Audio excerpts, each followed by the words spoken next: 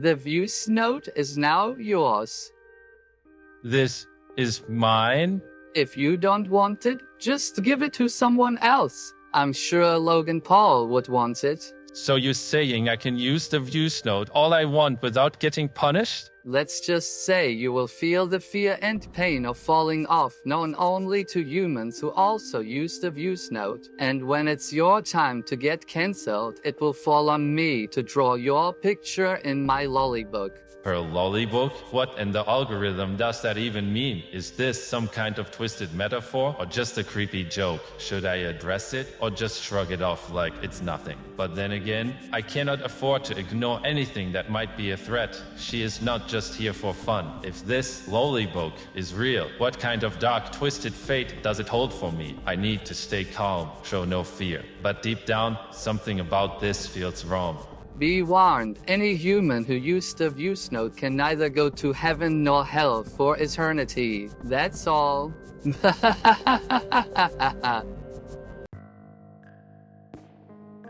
This coffee shop is one of my favorites in the area, and if we sit here, there's no chance of the media or any YouTuber overhearing us. Thank you for showing me this place. I can see why you bought it. Not to mention there are no secret cameras here, so no one's gonna give you a hard time about the way you sit. I don't sit like this because I want to. I have to sit like this. You see, if I were to sit normally, my deductive skills would immediately be reduced by roughly 40%. So what was it? You wanted to talk to me? Right, I'm sure they can wait until you are convinced I'm not evil. So please, let's talk about whatever you want to.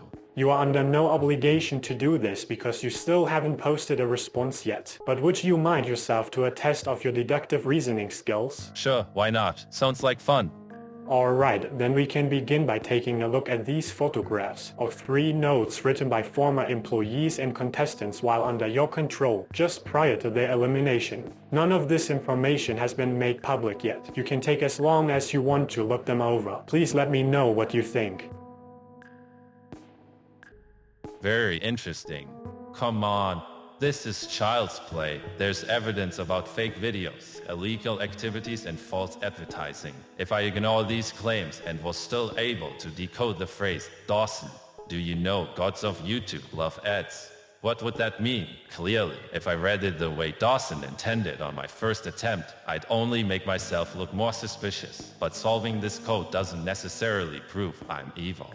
It would be quite amazing to learn that not only could I manipulate the world through deception, but could also control how others perceive me. I think they wrote these notes and it seems they encoded a message for you as well, almost as if they were mocking you.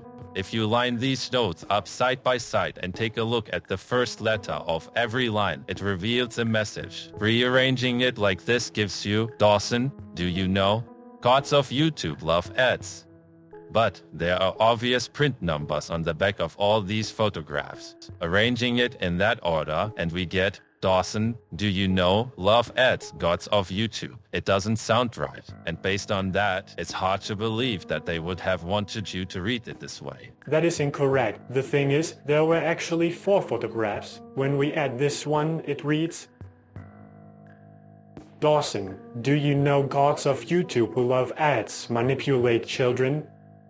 It's a fake. I never committed the crime depicted in the letter in this 4th picture. Is he trying to play me? Seeing as I only had 3 photographs to work with, my deduction was perfect.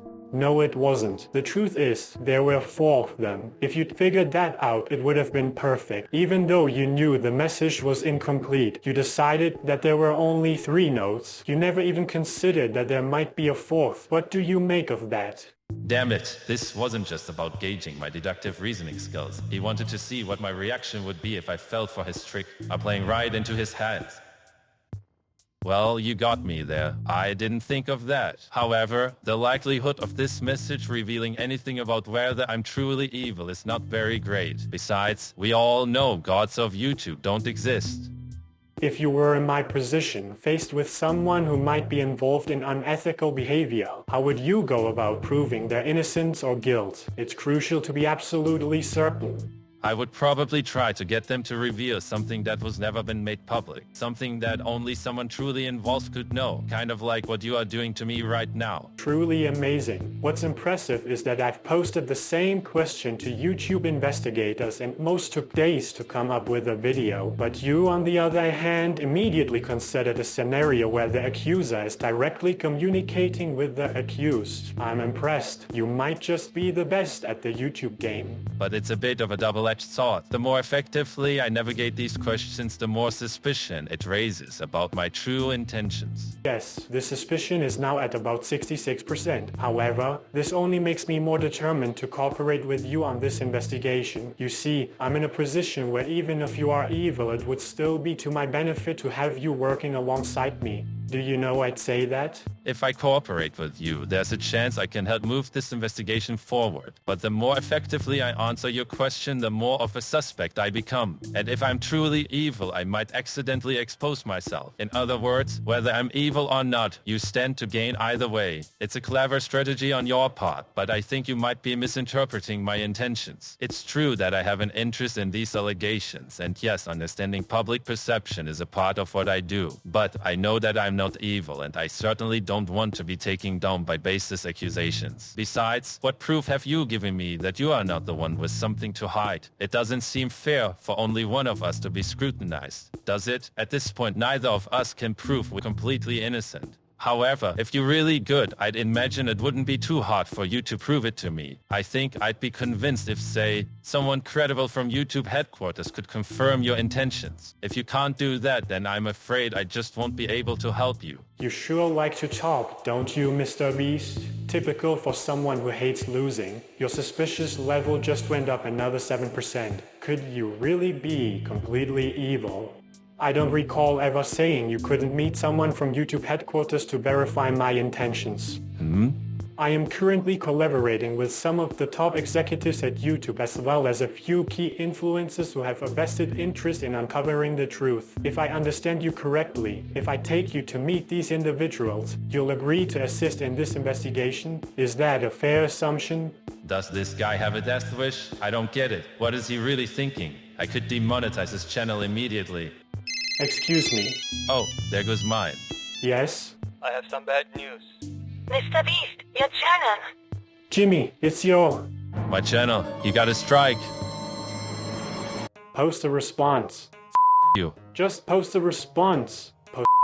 Go yourself. Pathetic. Why is that? They already replaced you, dude. Cristiano Ronaldo, 20 mil subs in one day. Even Speed cried. Also, you are impossible to draw. The animators almost quit. Skill issue. Guilty says what? What? Aha, I knew it. Like this video if you think MrBeast is innocent and comment if you think he is guilty, but also tell us why you think that.